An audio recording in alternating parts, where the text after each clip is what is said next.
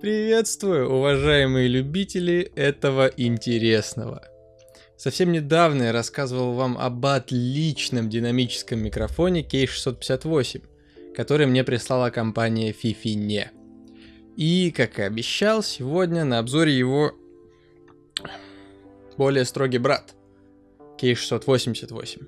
Напомню, что компания мне его прислала на обзор, не на рекламу, не на хвалебный отзыв, на честный обзор.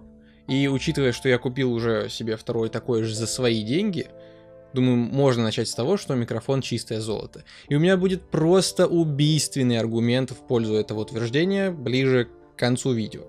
Или там, к середине, не знаю. Начну с отличия этой модели от 658. Они тут исключительно субъективны, потому что в самом главном, в звучании, они по сути идентичны. Почти вся моя закадровая речь в прошлом обзоре была записана на 658, но я по приколу в случайных моментах переключался на этот. И если выбирать между ними двумя что-то одно, то я бы однозначно рекомендовал 688 по ряду причин. Самое главное из которых — наличие у версии помоложе XLR подключения. Об этом через пару минут. А пока K688 и по дизайну, и по способу крепления мне нравится больше, хотя не могу не отметить, что здесь в комплекте нет совсем никакого держателя. Не у всех микрофоны стоят на пантографах, не у всех они есть, не всем это удобно. Подкасты и топ-10 хуйни на бусте я снимал, теперь уже это в прошлом, на микрофоне с подставкой. Так что какая-нибудь самая простая тренога пришлась бы кстати. Вот. Выглядит он строже, и не будем игнорировать слона в комнате, чуть более очевидно пытается в Shure SM7B. Я уже рассказывал про Shure в топ-10 хуйни, сказанное там дополняет сказанное здесь, так что если интересно, можете посмотреть на бусте по ссылке внизу. Открыто для всех, подписываться не нужно. Первые 5-7 минут говорю про микрофоны. Если коротко, то SM7B является стандартом де-факто. Его можно увидеть почти у всех крупных подкастеров или стримеров. Но есть одно жирнючее но, из-за которого лично я никогда не решусь его себе купить. Ситуация тут как с Mac. Это отличный, качественный, профессиональный девайс, который и близко, сука, не стоит своих денег. Помимо стоимости самого микрофона в 30-40 тысяч рублей, да? Хорошо. Ему еще нужны предусилители, хуйпиздрители, внешнезвуковые интерфейсы, и не стоит оно того, особенно на YouTube-канале Kikrox. Я обеими руками за USB подключение. Плюнул, сунул и пошло-поехало. Есть, конечно, младшая USB-версия Shure MV7, но это тоже не сахар по денежке. Тем более там микро-USB. За 20 с хером тысяч. Пока не отошли от темы сходства различий слишком далеко, ветрозащита здесь, в отличие от прошлой модели, сделана из какого-то другого материала. Знаете, как стекловата, только которую не больно трогать. Когда-нибудь падали в стекловату? Вот. Такое же ощущение, но без последствий. Прикольно, прикольно. И у обоих ветрозащиту от самого корпуса отделяет вот эта штука, но на прошлом она прикручивается, а здесь она просто так снимается.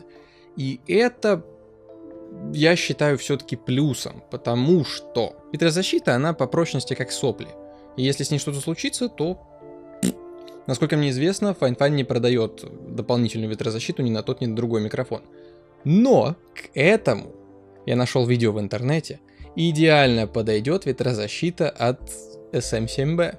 А к нему, продается навалом аксессуаров, как-никак один из самых популярных. А вот и мой самый главный аргумент, почему я решил обзавестись именно Fine и считаю это решение гигаправильным. Представляю вашему вниманию сравнение звука Shure SM7B, подключенного к Focusrite Scarlett 2i2, и Fine K688 через USB. But since it's already plugged in, here's a quick sound comparison of the Shure SM7B versus the Fifine K688. Some people get mad when I don't include the SM7B in videos like this, but here's just a real quick taste, a real quick comparison for you. 5-6 тысяч рублей, 50-100 тысяч рублей. Справедливо будет отметить, что у Shure капсуль немного проваливается в корпус, что спасает от взрывных согласных, но это не меняет дело. А теперь блок обращения конкретно к душнилам, которые ратуют за то, что USB-микрофоны — говно. Если вам не хватило примера с Shure, вот продолжение. Я отсмотрел много материала про этот микрофон, прежде чем потратить на него свои деньги. И не раз видел и слышал сравнение типов подключения. Везде, сука, по словам обзорщиков, разницы просто нет. Кроме одного случая, где зверье через XLR наоборот выдал бракованную запись, но тут уже дело далеко не в микрофоне. А так я почти согласен с парнем с канала Игроман. По моим субъективным ощущениям, разницы нет от слова совсем. Хоть я и люблю быть голословным, подменять понятия и врать, Эти XLR-умники меня слишком что-то раздражают, чтобы не продемонстрировать все самому. Наткнулся недавно на шортс, где парень, аудиофил, отговаривает людей покупать AirPods Pro в пользу Nothing Ear, говоря, что те в разы лучше, и самый подвох в том, что он вот этим ублюдским плагином вырезает себе фон, ну, встроенным, типа, в телефон, я не знаю, что это такое, чем там сейчас молодежь пользуется, он вырезал себе и поставил просто эту картинку этих наушников сзади. То есть у него их нет на руках, и он оперирует такими словами, как «я видел, я слышал» в отзывах. То есть сам он их не слушал и говорит такой «AirPods Pro говно». А вот эти крутые. Но он, видимо, не знает, что прошки, что нафинги звучат как залупа говно на самом деле. Я и те слушал. Берите Соньки. Басы валят так, что ушная сера в ушах взбивается в пюре. Я о чем? У меня в руках та самая излюбленная всеми, популярная Focusrite Scarlett 2i2, которую мне одолжил Толя. И я собираюсь сделать то, чего на YouTube пока не видел. Видите ли, Fine присылает всем один микрофон. Ну, мне прислали два, но разных. И я собираюсь сравнить их не поочередно, записав на один микрофон с разными подключениями звук, а одновременно их подключить по USB и по XLR, поставить перед собой на одном расстоянии и продемонстрировать вам, что из этого выйдет. Поэтому, пожалуйста, наденьте свои самые-самые дорогие наушники. Вернее, нет, не самые дорогие, а самые качественные. Не AirPods Pro, пожалуйста. Вот я говорю в два разных подключения. Расстояние примерно одинаковое, циферка на экране будет показывать, когда я буду переключаться между записями, но подписывать где какое я не буду. Уважаемые знатоки, скажите, вы можете безошибочно определить, где какое? Скажу сразу, без вранья. В отличие от видеообзоров на YouTube, у себя тут я разницу слышу. Скорее всего, дело в том, что YouTube не только видео жует, но еще и звук. Он определенно жует звук, но я не знал, что настолько. Но в любом случае разница хоть и есть, она не то чтобы ощутима. И не то чтобы 100% в пользу XLR. Я прекрасно понимаю, зачем нужно подобное оборудование. Для записи вокала инструментов, для дубляжа.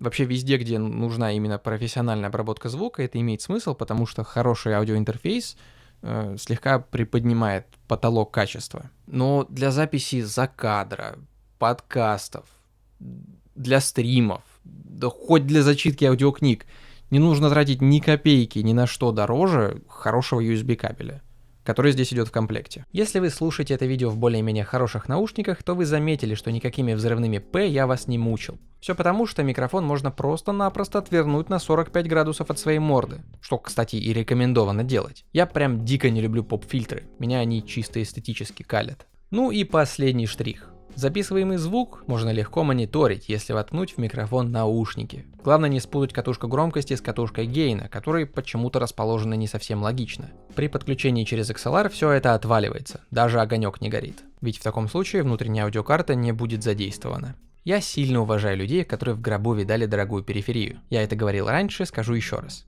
Скажем, если у человека в компе стоит 3080, а на столе клавиатура Red Dragon, потому что клава дороже 2000 рублей это тупо, то это такой Big Dick Energy, что я просто восхищаюсь. Я так не могу. Я гораздо покупать подороже, хотя и нищий. Для тех людей, которые не готовы покупать ничего дороже поддержанного Samsung Star и такие «хочу, чтобы качество было как у Red Komodo», Fine сделала это. Кстати, а я говорил, что микрофон динамический? Это значит, что в комнате в момент записи может происходить что угодно. Слышно все равно будет только ваш голос. Что угодно в разумных пределах, я имею в виду. Во время записи наших с Тимой итогов года Лерка в паре метров на кухне жарила мясо. Сковородка шипела на пол квартиры, а слышно все равно было только наш пьяный ржач. Напоследок продемонстрирую, как ваш голос будет звучать во время долбежки по механической клавиатуре. В моем случае это красные гатироны. Короче, если так уж вышло, что вы рассматриваете себе покупку микрофона, то я искренне, не проплаченно рекомендую Fine K688. И, реально, классная штука. Я очень рад, что мое первое партнерское соглашение было именно с этой компанией. Но это не значит, что я буду работать только с качественными партнерами. Всякая шушера по типу Фонбет и там ставки на спорт, вы мне пишите, не стесняйтесь. возьму недорого. Ну и последнее. Если уж вы присмотрели себе какой-то другой микрофон, то, ну, ваше право. Только, пожалуйста, не блюете. Ну, сколько можно?